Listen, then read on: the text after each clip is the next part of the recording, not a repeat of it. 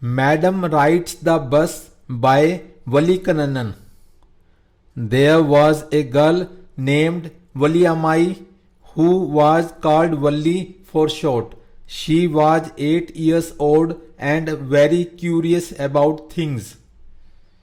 Her favorite pastime was standing in the front doorway of her house watching what was happening in the street outside. There were no playmates of her own age on her street, and this was about all she had to do.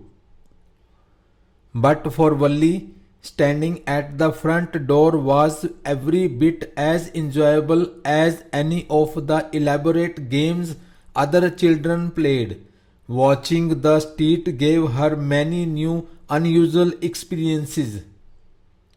The most fascinating thing of all was the bus that travelled between her village and the nearest town.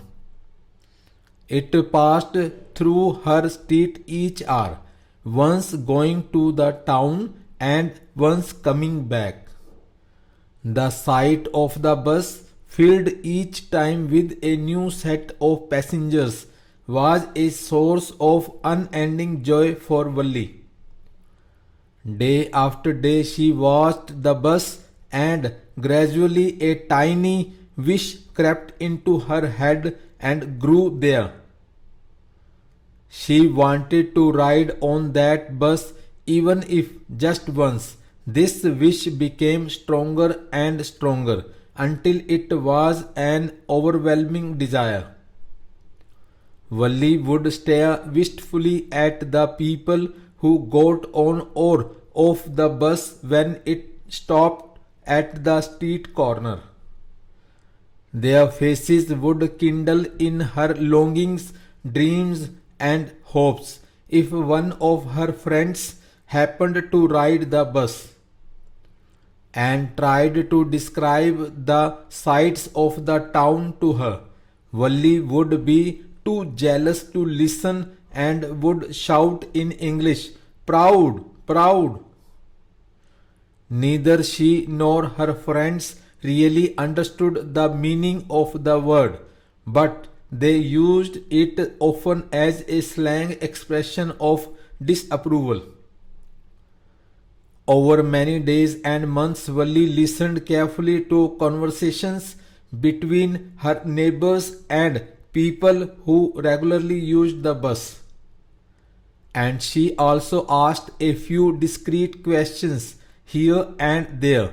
This way she picked up various small details about the bus journey. The town was 6 miles from her village.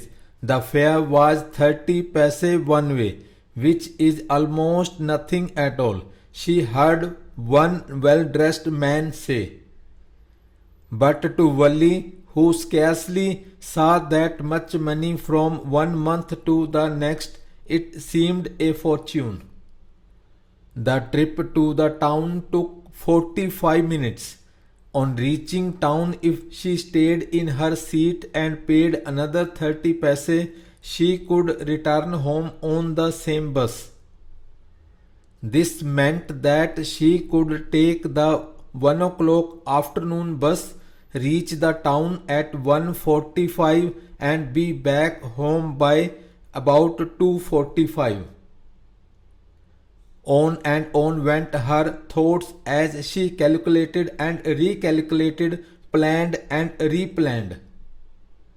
Well, one fine spring day, the afternoon bus was just on the point of leaving the village and turning into the main highway, when a small voice was heard shouting, "Stop the bus! Stop the bus!" and a tiny hand was raised commandingly. The bus slowed down to a crawl, and the conductor, sticking his head out the door, said, "Hurry then, tell whoever it is to come quickly." "It's me," shouted Valli. "I am the one who has to get on." By now the bus had come to a stop, and the conductor said, "Oh, really? you don't say so. Yes, I simply have to go to town, said Valli, still standing outside the bus. And here is my money. She showed him some coins. Okay, but first you must get on the bus, said the conductor, and he stretched out a hand to help her up. Never mind, she said. I can get on by myself. You don't have to help me. The conductor was a jolly sort, fond of joking. Oh, please don't be angry with me, my fine madam, he said. Here, have a seat right up there in front. Everybody move aside, please. Make way for madam. It was the slack time of day and there were only 6 or 7 passengers on the bus. They were all looking at Valli and laughing with the conductor. Valli was overcome with shyness. Avoiding everyone's eyes, she walked quickly to an empty seat and sat down. May we start now, madam? The conductor asked, smiling. Then he blew his whistle twice and the bus moved forward with a roar. It was a new bus, its outside painted a gleaming white with some green stripes along the sides. Inside, the overhead bars shone like silver. Directly in front of Valli, above the windshield, there was a beautiful clock. The seats were soft and luxurious. Valli devoured everything with her eyes, but when she started to look outside, she found her view cut off by a canvas blind that covered the lower part of her window. So she stood up on the seat and peered over the blind. The bus was now going along the bank of a canal. The road was very narrow. On one side there was the canal and beyond it palm trees, grassland, distant mountains and the blue sky. On the other side was a deep ditch and then acres and acres of green fields, green as far as the eye could see. Oh, it was all so wonderful. Suddenly she was startled by a voice. Listen, child, said the voice. You shouldn't stand like that. Sit down. Sitting down, she looked to see who had spoken. It was an elderly man who had honestly been concerned for her, but she was annoyed by his attention. There is nobody here who is a child, she said haughtily. I've paid my 30 paise like everyone else. The conductor chimed in. Oh, sir, but this is a very grown-up madam. Do you think a mere girl could pay her own fare and travel to the city all alone? Valli shot an angry glance at the conductor and said, I am not a madam. Please remember that. And you've not yet given me my ticket. I'll remember, the conductor said, mimicking her tone. Everyone laughed, and gradually Valli too joined in the laughter. The conductor punched a ticket and handed it to her. Just sit back and make yourself comfortable. Why should you stand when you've paid for a seat? Because I want to, she answered, standing up again. But if you stand on the seat, you may fall and hurt yourself. When the bus makes a sharp turn or hits a bump, that's why we want you to sit down, child. I am not a child, I tell you, she said irritably. I am 8 years old. Of course. How stupid of me. 8 years, The bus stopped. Some new passengers got on and the conductor got busy for a time. Afraid of losing her seat, Valli finally sat down. An elderly woman came and sat beside her. Are you all alone, dear? She asked Valli as the bus started again. Valli found the woman absolutely repulsive. Such big holes she had in her earlobes and such ugly earrings in them. And she could smell the betel nut the woman was chewing and see the betel juice that was threatening to spill over her lips at any moment. Oh, who could be sociable with such a person? Yes, I am traveling alone, she answered curtly, and I've got a ticket too. Yes, she's on her way to town, said the conductor, with a 30 paise ticket. Oh, why don't you mind your own business? Said Valli. But she laughed all the same, and the conductor laughed too. But the old woman went on with her drivel. Is it proper for such a young person to travel alone? Do you know exactly where you are going in town? What's the street? What's the house number? You needn't bother about me. I can take care of myself, Valli said, turning her face towards the window and staring out. Her first journey, what careful, painstaking, elaborate plans she had had to make for it. She had thriftily saved whatever stray coins came her way, resisting every temptation to buy peppermints, toys, balloons, and the like, and finally she had saved a total of 60 paise. How difficult it had been, particularly that day at the village fair, but she had resolutely stifled a strong desire to ride the merry-go-round, even though she had the money. After she had enough money saved, her next problem was how to slip out of the house without her mother's knowledge. But she managed this without too much difficulty. Every day after lunch, her mother would nap from about 1 to 4 or so. Valli always used these hours for her excursions as she stood looking from the doorway of her house or sometimes even ventured out into the village. Today, these same hours could be used for her first excursion outside the village. The bus rolled on, now cutting across a bare landscape, now rushing through a tiny hamlet or past an odd wayside shop. Sometimes the bus seemed on the point of gobbling up another vehicle that was coming towards them or a pedestrian crossing the road. But lo, somehow it passed on smoothly, leaving all obstacles safely behind. Trees came running towards them but then stopped as the bus reached them, and simply stood there helpless for a moment by the side of the road before rushing away in the other direction.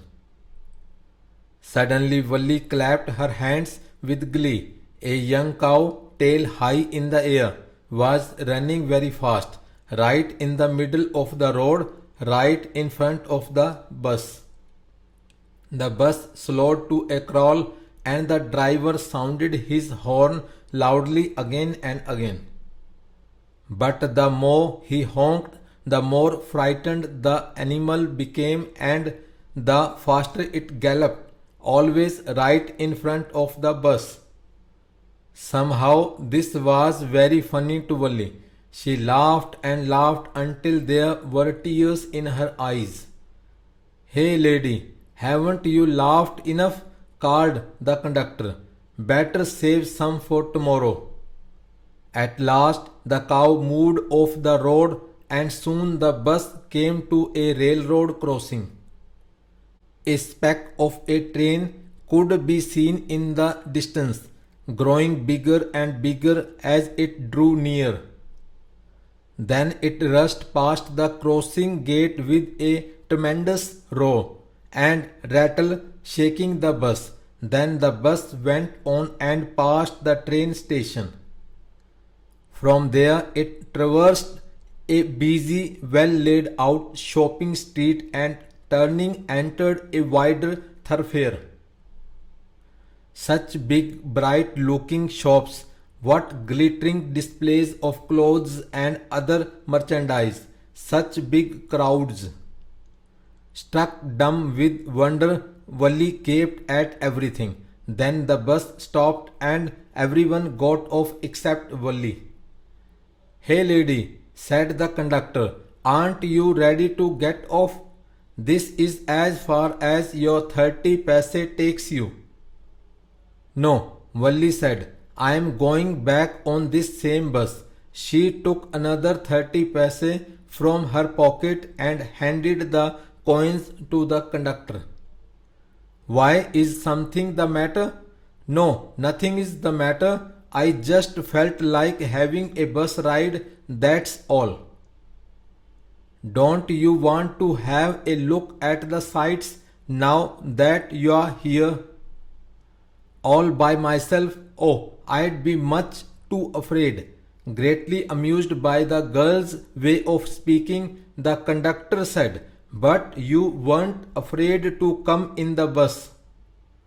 Nothing to be afraid of about that, she answered. Well, then, why not go to that stall over there and have something to drink? Nothing to be afraid of about that either. Oh, no, I couldn't do that. Well, then, let me bring you a cold drink. No, I don't have enough money. Just give me my ticket, that's all. It'll be my treat and not cost you anything. No, no, she said firmly, please, no. The conductor shrugged and they waited until it was time for the bus to begin the return journey. Again, there weren't many passengers. Won't your mother be looking for you? The conductor asked when he gave the girl her ticket. No, no one will be looking for me, she said. The bus started and again there were the same wonderful sights. Wally wasn't bored in the slightest and greeted everything with the same excitement she'd felt the first time. But suddenly she saw a young cow lying dead by the roadside, just where it had been struck by some fast-moving vehicle. Isn't that the same cow that ran in front of the bus on our trip to town? She asked the conductor. The conductor nodded, and she was overcome with sadness. What had been a lovable, beautiful creature just a little while ago had now suddenly lost its charm and its life and looked so horrible, so frightening as it lay there, legs spread-eagled, a fixed stare in its lifeless eyes, blood all over. The bus moved on. The memory of the dead cow haunted her, dampening her enthusiasm. She no longer wanted to look out the window. She sat thus, glued to her seat, until the bus reached her village at 3:40. She stood up and stretched herself. Then she turned to the conductor and said, "Well, sir, I hope to see you again." "Okay, madam," he answered her, smiling. "Whenever you feel like a bus ride, come and join us, and don't forget to bring your fare." She laughed and jumped down from the bus. Then away she went, running straight for home. When she entered her house, she found her mother awake and talking to one of Wally's aunts, the one from South Street. This aunt was a real chatterbox, never closing her mouth once she started talking. And where have you been? Said her aunt when Valli came in. She spoke very casually, not expecting a reply. So Valli just smiled and her mother and aunt went on with their conversation. Yes, you are right, her mother said. So many things in our midst and in the world outside. How can we possibly know about everything? And even when we do know about something, we often can't understand it completely, can we? Oh, yes, breathed Valli. What? Asked her mother. What's that you say? Oh, said Valli, I was just agreeing with what you said about things happening without our knowledge. Just a chit of a girl she is, said her aunt, and yet look how she pokes her nose into our conversation just as though she were a grown lady. Valli smiled to herself. She didn't want them to understand her smile, but then there wasn't much chance of that, was there? Translated from the Tamil by K. S. Sundaram, illustrated by R. K. Lakshman. Thank you.